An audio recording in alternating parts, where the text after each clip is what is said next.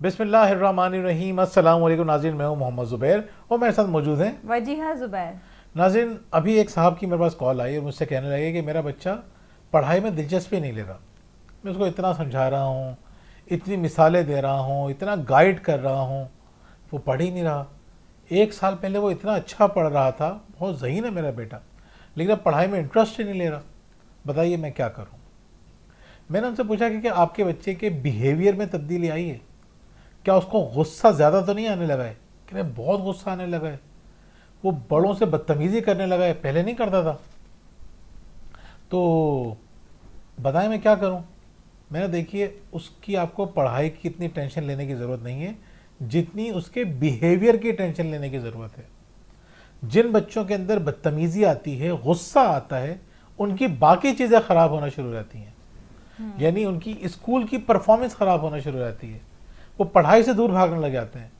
جن بچوں کا بیہیویئر خراب ہوتا ہے، ان کی باقی چیزیں خراب ہونے لگ جاتی ہیں، اور ہم یہ نہیں سوچتے کہ ان کا بیہیویئر خراب کیوں ہو رہا ہے۔ بالکل۔ بعض اوقات لوگ کیا کرتے ہیں، والدین کیا کرتے ہیں، ان کا بیہیویئر ٹھیک کرنے کی کوشش کرتے ہیں، لیکن وہ یہ سوچتے نہیں کہ خراب ہو کیوں رہا ہے۔ وہ یہ دیکھتے ہیں کہ بچہ کیا کر رہا ہے، وہ یہ نہیں سوچتے کہ وہ ایسا کیوں کر رہا ہے۔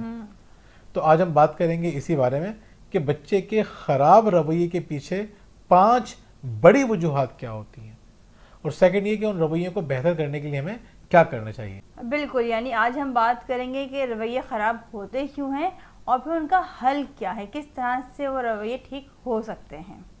تو رویے خراب ہونے کی سب سے بڑی وجہ ہے خود پر تنقید کرنا۔ یس بولیے آپ۔ یعنی بچہ جو ہے وہ اپنی ہی پرفارمنس سے مطمئن نہیں ہوتا ہے، اپنے اوپر تنقید کرنے لگتا ہے، اس کو لگتا ہے میں کوئی کام ٹھیک نہیں کر سکتا۔ بعض دفعہ پیرنٹس اگر اس کی حوصلہ افزائی بھی کرتے ہو کہ نہیں مجھ سے نہیں ہوگا، میں یہ کام کر ہی نہیں سکتا، میرا رزلٹ یہ نہیں آنا چاہیے تھا، میں نے اتنی محنت کی تھی، یہ رزلٹ صحیح نہیں ہے، میں یہ کام نہیں کر سکتا، یا میں باہر نہیں جاؤں گا، اس طرح کے مسائل کا سامنا کرنا پڑے گا۔ بچے جو گھر میں رہنے کے عادی ہو جاتے ہیں، جس کو ہم کہتے ہیں کہ بچہ جو ہے بالکل بھی ہمارا باہر جا ہی نہیں رہا، کسی سے بات ہی نہیں کر رہا، لوگوں کو فیس نہیں کر رہا ہوتا، بہت سارے مسائل آ جاتے ہیں اس میں کہ جب بچہ اپنے اوپر تنقید کرنے لگتا ہے، اس کو لگتا ہے بات نہیں کر سکتا دوسروں سے، میں دوسروں کو فیس ہی نہیں کر سکتا، یعنی ایسا کہتے ہیں سیلف کریٹیکل بیہیویئر۔ بالکل۔ تو بچے کے خراب بیہیویئر کی جو پہلی وجہ ہوتی ہے وہ سیلف کریٹیکل ہو جاتا ہے، وہ اپنے اوپر تنقید کرنے لگ جاتا ہے اور اپنی صلاحیتوں پہ بھروسہ اس کا اٹھنا شروع ہو جاتا ہے، جس سے اس کے رویے میں خرابی آتی ہے، چڑچڑاپن آتا ہے اور غصہ آتا ہے۔ دوسری وجہ ہے نئے چیلنجز اور ایکٹیویٹیز سے بھاگتا ہے۔ یعنی اگر اس کی زندگی میں کوئی چیلنج آ گیا ہے یا وہ ایکٹیویٹی ہم نے رکھی ہے کہ تھوڑی ایکٹیویٹی کرنی ہے، اب بچہ جو اس میں اتنا کانفیڈینس نہیں ہوتا یا اس کا بیہیویئر اس قدر خراب ہو چکا ہوتا ہے کہ وہ کہتا ہے کہ نہیں مجھ سے تو ہوگا ہی نہیں، میں کر ہی نہیں سکتا۔ یس، یعنی اگر بچے کا بیہیویئر خراب ہو رہا ہے تو اس کی ایک وجہ یہ ہوگی کہ وہ نئے چیلنجز سے گھبرانے لگا ہے، اور یہ گھبراہٹ اس کی پرفارمنس خراب کرتی ہے اور اس کے مزاج کو خراب کرتی ہے۔ نمبر 3 بہت زیادہ حساس ہو جاتا ہے۔ جیسے ہم نے بہت سارے بچوں کو دیکھا ہے کہ اگر ایک بچے کی ڈانٹ پڑ رہی ہوتی ہے تو بچہ فون کہتا ہے میں تو کچھ نہیں کیا، میری تو غلطی نہیں ہے، آپ مجھے کیوں کہہ رہی ہیں؟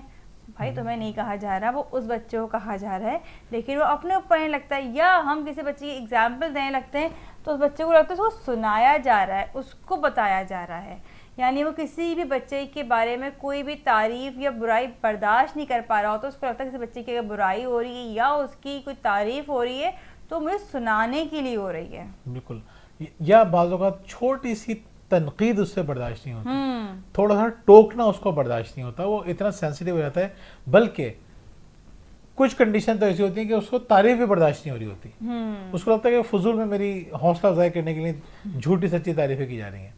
تو یہ بیہیویئر آپ کو نظر آئے گا تو آپ کو لگے گا کہ اس کا اوور آل بیہیویئر خراب ہو رہا ہے۔ اس کے علاوہ کیا ہوتا ہے؟ چوتھا ہے اپنی بات کا اظہار نہیں کر پاتا۔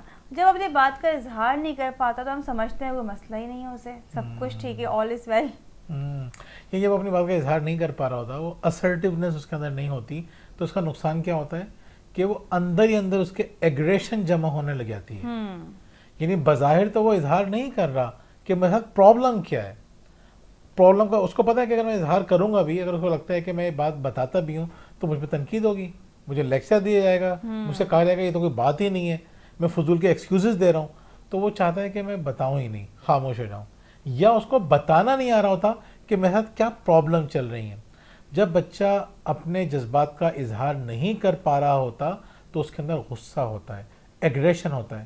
جو والدین اس کو اس بات کا موقع دیتے ہیں کہ اپنے جذبات کا اظہار کریں, ابھی آگے ہم بات کریں گے ڈیٹیل کے اندر کہ والدین کو کیا کرنا چاہیے, میں چھوٹی سی بات بتا رہا ہوں, جو والدین اس بات کا موقع دیتے ہیں تو بچے کی پرسنالٹی پھر صاف ہونا شروع ہو جاتی ہے, اس کا غصہ کم ہونا شروع ہو جاتا ہے, جس سے اس کی باقی پرفارمنس بھی بہتر ہوتی ہے. بالکل.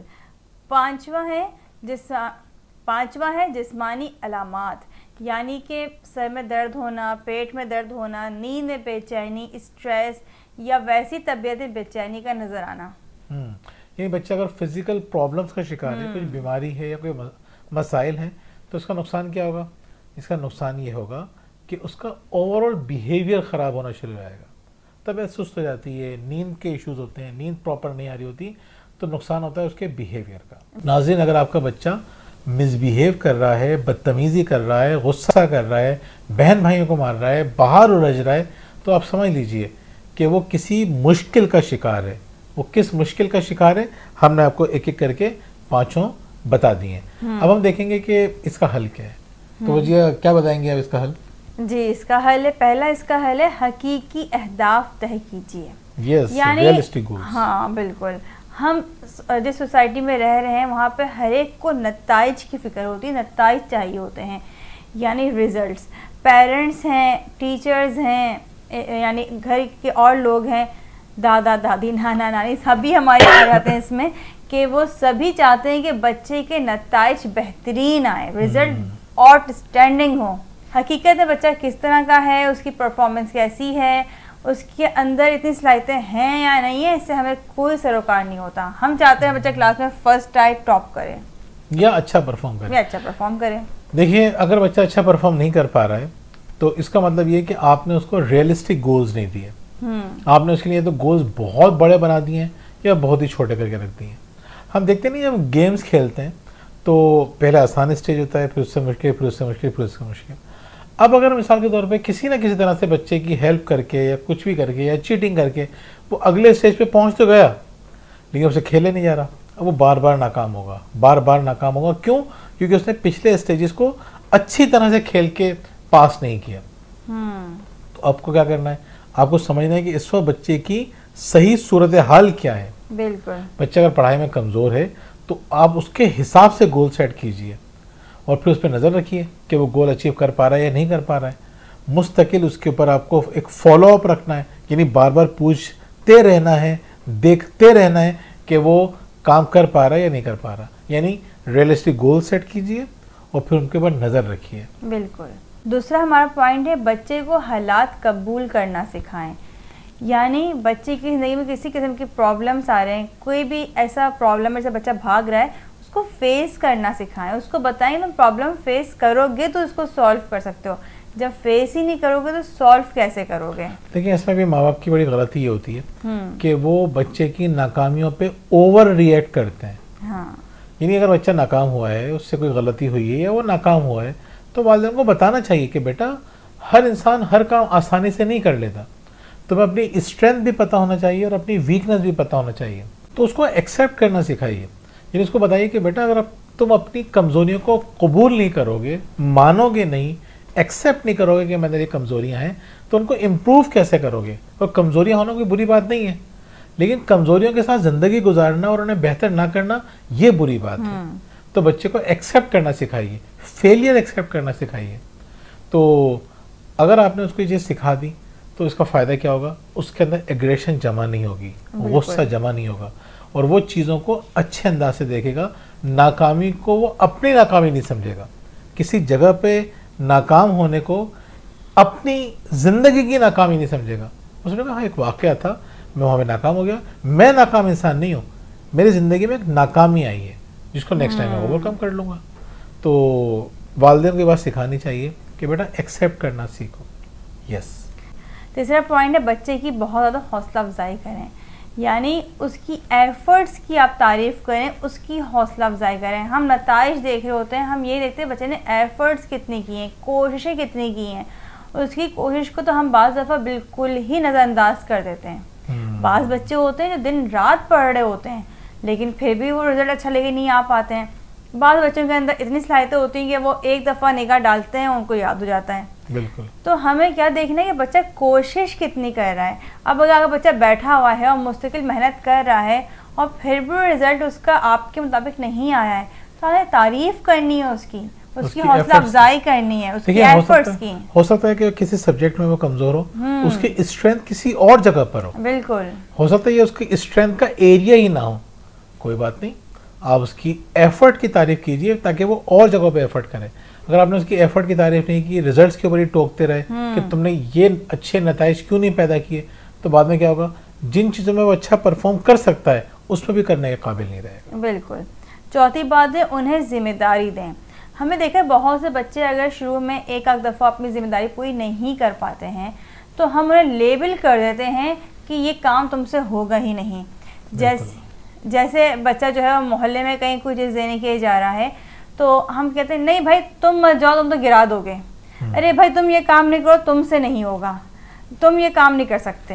اب ہم تم نہیں کر سکتے اسے بچے کے دماغ میں بٹھا دیتے ہیں کہ تم ذمہ دار نہیں ہو, تم ذمہ داری قبول یعنی کہ تم ذمہ داری سے کام کر ہی نہیں سکتے ہو. بالکل.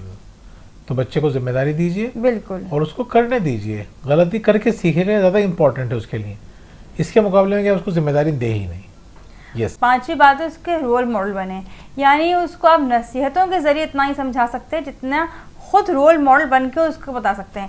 یعنی آپ اس سے کہہ تو رہے ہیں کہ تمہیں اس طرح سے پیش آنا چاہیے, تمہیں اس طرح سے ایفرٹس کرنی چاہیے, تمہیں یہ کام کرنے چاہیے, اور خود ان کاموں میں آپ بہت پیچھے ہیں تو بچہ کیا سیکھے گا. یس.